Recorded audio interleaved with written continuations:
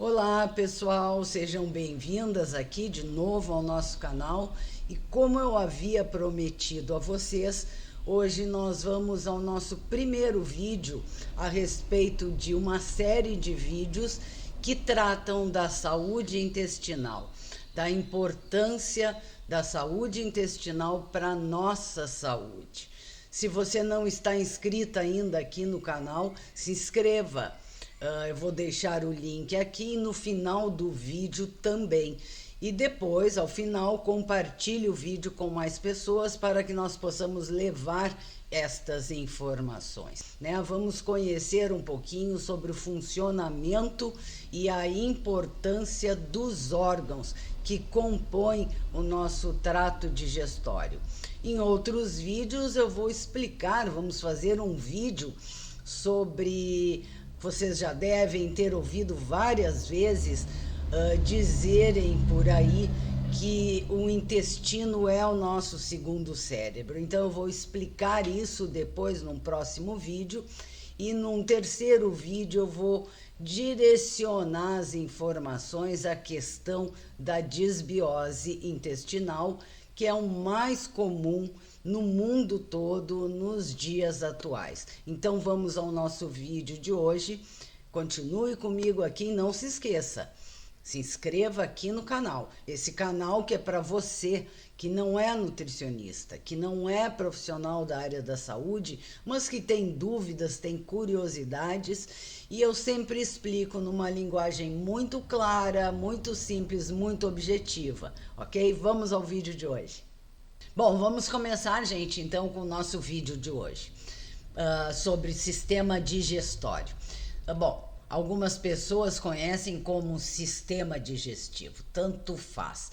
Mas, para começarmos, é importante que vocês saibam que o nosso sistema, o nosso tubo digestório, propriamente dito, se divide em três partes, em alto, médio, baixo, e depois a outra parte ainda, que é formada pelos órgãos anexos, como nós chamamos.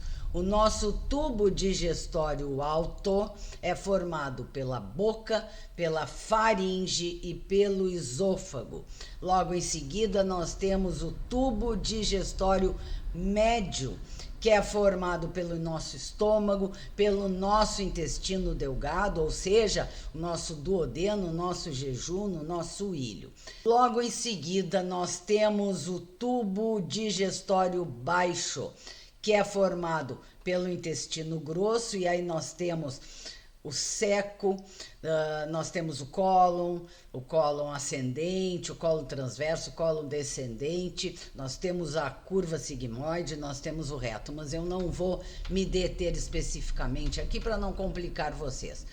E quanto aos órgãos anexos, nós temos as nossas glândulas salivares, que são importantes, os nossos dentes, a nossa língua, o nosso pâncreas, o nosso fígado e a nossa vesícula biliar. Antes de mais nada, nós precisamos entender um pouquinho sobre esse sistema digestório, como ele funciona, o porquê cada órgão é importante, o porquê cada anexo, como eu falei agora, é importante, cada um, obviamente, com a sua funcionalidade. Esse sistema digestório que transforma os alimentos que nós consumimos em nutrientes que vão ser utilizados pelas células do nosso corpo. Esse sistema que vai levar as nossas células as proteínas, os carboidratos, as gorduras, os minerais, as vitaminas e a água, né? E vai acontecer tudo isso a partir de 4 processos básicos: o processo da digestão, o processo da secreção, o processo da motilidade e o processo da absorção. Eu aqui vou explicar um pouco a respeito de cada um desses processos. Começando pelo processo da digestão. Digestão, pessoal, é um processo de quebra química e de quebra mecânica do alimento que nós consumimos, né? Estes alimentos vão ser quebrados, vão ser transformados em estruturas menores, em moléculas microscópicas, para que possam chegar até as nossas células. É um processo onde acontece a redução das proteínas, dos carboidratos, das gorduras, processos que acontecem, por exemplo, na nossa mastigação, porque é na boca que os alimentos vão ser triturados, vão ser mastigados, vão ser esmagados pelos nossos dentes. E é na boca que vai acontecer a digestão dos carboidratos, né, pessoal? Como também do glicogênio, que é um polissacarídeo de origem animal, mas eu não vou entrar especificamente no assunto. Saibam que na boca é onde acontece esse processo de digestão dos carboidratos. Mas também acontece na boca um outro processo, um outro tipo de digestão, que é a digestão química, que é quando esses alimentos que nós comemos vão sofrer modificações químicas pela ação das enzimas que estão presentes na nossa saliva. Na boca nós temos enzimas, pessoal. Inclusive nós temos uma enzima, eu também não vou entrar no detalhe aqui, mas nós temos uma enzima que tem uma ação antibacteriana. Estas enzimas vão ser produzidas pelas glândulas que nós temos nessa região da boca e perto dela. Ou seja, nós temos glândula embaixo da língua, nós temos na parte inferior da nossa mandíbula, nós temos glândula na parte da articulação da nossa mandíbula. E que recebem essas glândulas estímulos a partir do nosso olfato, do nosso paladar, da nossa visão, do nosso centro salivar do cérebro. E nós temos na boca, quantas vezes aqui vocês ouviram falar e falam também, nós comemos primeiro com os olhos, pois essas glândulas salivares enzimáticas, né, elas são ativadas logo pela nossa visão. Temos também, obviamente, na região da língua, as papilas gustativas, umas responsáveis pelo sabor, pelo paladar de ácidos, de alimentos ácidos, de alimentos doces, de alimentos salgados. Então, tudo isso cria um estímulo da secreção de enzimas lá no nosso centro salivar, lá no nosso cérebro. Bom, o segundo processo é o processo da secreção, que é a liberação de substâncias que são produzidas pelas células dos nossos órgãos digestivos. Bem, agora que o alimento, pensem comigo, o alimento já foi mastigado, já foi triturado, já foi amolecido, já foi umedecido na nossa boca, ele recebe o nome de bolo alimentar. Agora esse bolo alimentar vai ser engolido, vamos dizer assim, vai ser deglutido e vai cair numa região da garganta que é a faringe. Essa faringe vai fazer a divisão entre o sistema digestório e o sistema respiratório através da contração e do relaxamento da musculatura dela. Lembram-se quando às vezes a gente ouve falar em determinada pessoa que aspirou o alimento? Pois bem, é a faringe que vai direcionar o alimento. para o nosso sistema digestório, que é o correto, ou para o sistema respiratório, né? E da faringe, esse bolo alimentar vai para o nosso esôfago e depois para o nosso estômago, onde teremos no estômago o outro processo, que é um processo da motilidade. E a motilidade, gente, são movimentos que o aparelho digestório faz, movimentos que servem para misturar os alimentos que estão sendo digeridos. É pelo peristaltismo, pelo movimento, que no nosso estômago os alimentos vão ser misturados com o que nós conhecemos, e vocês já devem ter escutado com toda certeza. Esses alimentos vão ser misturados com o suco gástrico. Um adendo aqui sobre o estômago. O estômago fica na parte superior esquerda do nosso abdômen, e não como a maioria das pessoas pensa, que é no centro do nosso abdômen. Não é assim, né?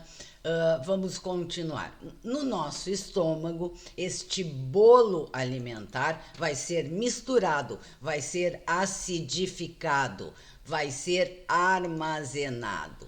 O estômago, para que ele possa receber esse bolo alimentar, ele recebe através do que nós chamamos de esfíncter, ou válvula, né, como alguns chamam, que é uma espécie de válvula, na verdade. E nós temos a válvula cárdia, que ela é chamada assim, porque ela fica perto do nosso coração. Então essa válvula cárdia, ela vai se abrir, ela vai relaxar, para que aconteça justamente a passagem do bolo alimentar, e depois ela se fecha, ela se contrai, para que esse alimento não faça o caminho inverso, né? No estômago, pessoal, esse bolo alimentar vai ser misturado então com o suco gástrico. Suco gástrico que muitos de vocês já ouviram falar, e nós podemos depois falar a respeito da hipercloridria, da hipocloridria. Isso vai ser assunto para um outro vídeo. Bom, agora que foi tudo misturado pelo suco gástrico dentro do nosso estômago, nós teremos a formação do que nós chamamos de quimo alimentar. E o próprio estômago, pessoal, tem glândulas gástricas, tem vários tipos de células. Algumas células do estômago vão produzir o que nós conhecemos e o que nós chamamos por muco. Esse muco no estômago vai proteger e revestir as paredes desse estômago contra a própria acidez que ele produz, que é o suco gástrico, né? Contra a sua própria secreção. Outras células do estômago vão produzir uma substância, eu não vou me aprofundar aqui absolutamente, mas que é o pepsinogênio, que é uma forma inativa de uma enzima, a enzima pepsina, que depois ela vai se ativando através de processos que eu não vou me deter aqui. Bom, para fazer a digestão das proteínas no estômago, é o suco gástrico secretado que vai fazer isso. Ele é o responsável pela digestão das proteínas.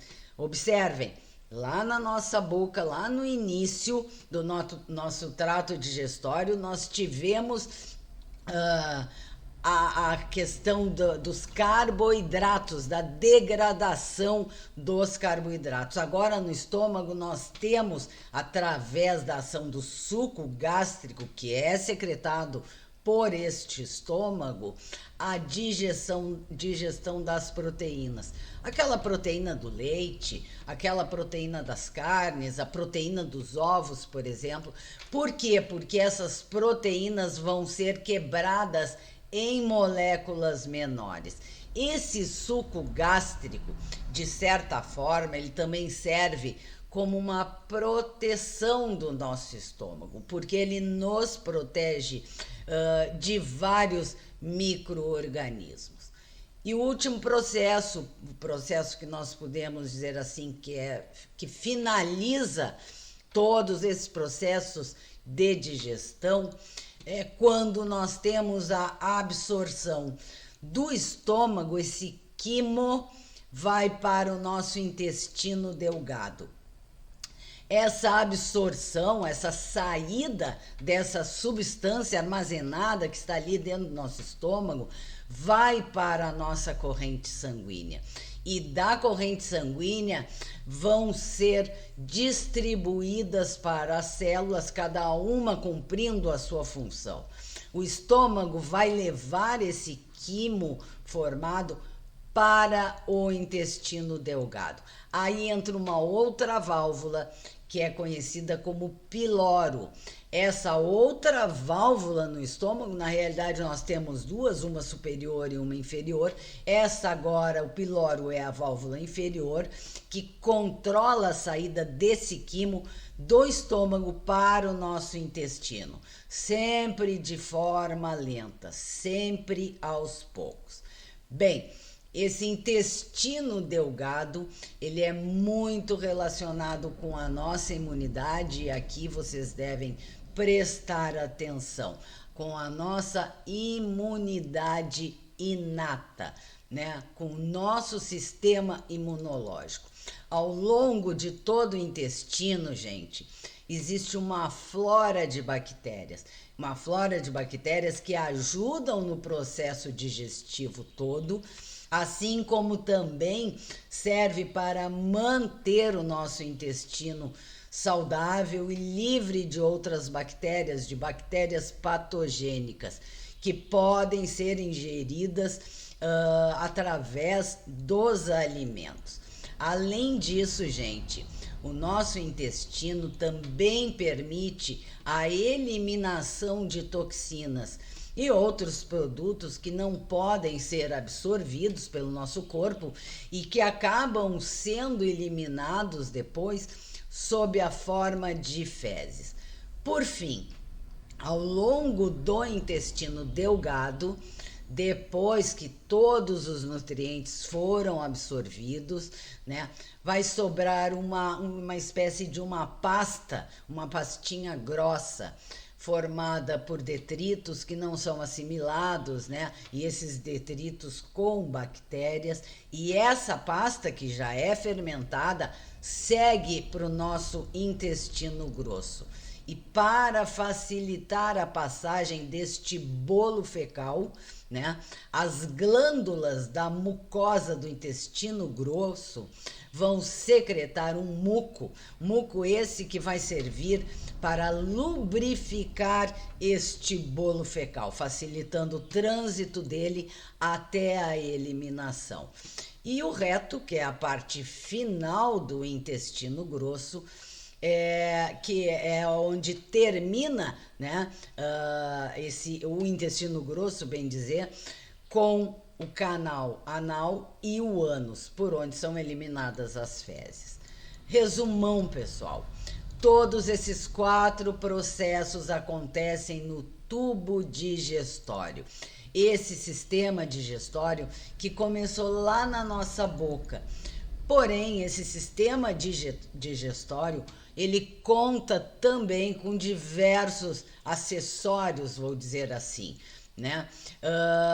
Como as glândulas salivares, que eu já referi aqui, também contam com o nosso fígado, com a nossa vesícula biliar, né, que está logo abaixo do fígado, com o nosso pâncreas. Veja que o nosso sistema digestório, para fluir, para acontecer todo esse processo com os alimentos que nós consumimos, ele precisa estar todo integrado, ele está todo integrado. Só que cada acessório, cada órgão precisa estar com o seu funcionamento pleno. Então, assim, já começa o processo lá na nossa boca, quando nós escolhemos o alimento e colocamos na nossa boca. Ao longo do nosso trato digestório, este alimento vai sofrer transformações, vai ser absorvido, vai ser misturado, enfim, até chegar ao seu final, a sua excreção lá no intestino grosso, pelo nosso reto, pelo nosso ânus, ok? É muito importante que vocês entendam que todos esses órgãos estão envolvidos, todos esses acessórios, como eu falei, estão envolvidos. E nós vamos no próximo dia, no próximo vídeo, nos determos mais, porque, como eu disse no início da chamada desse vídeo, é muito comum se escutar: o intestino é o nosso segundo cérebro. Então eu vou explicar o porquê dessa relação, o porquê que isso é um fato, né?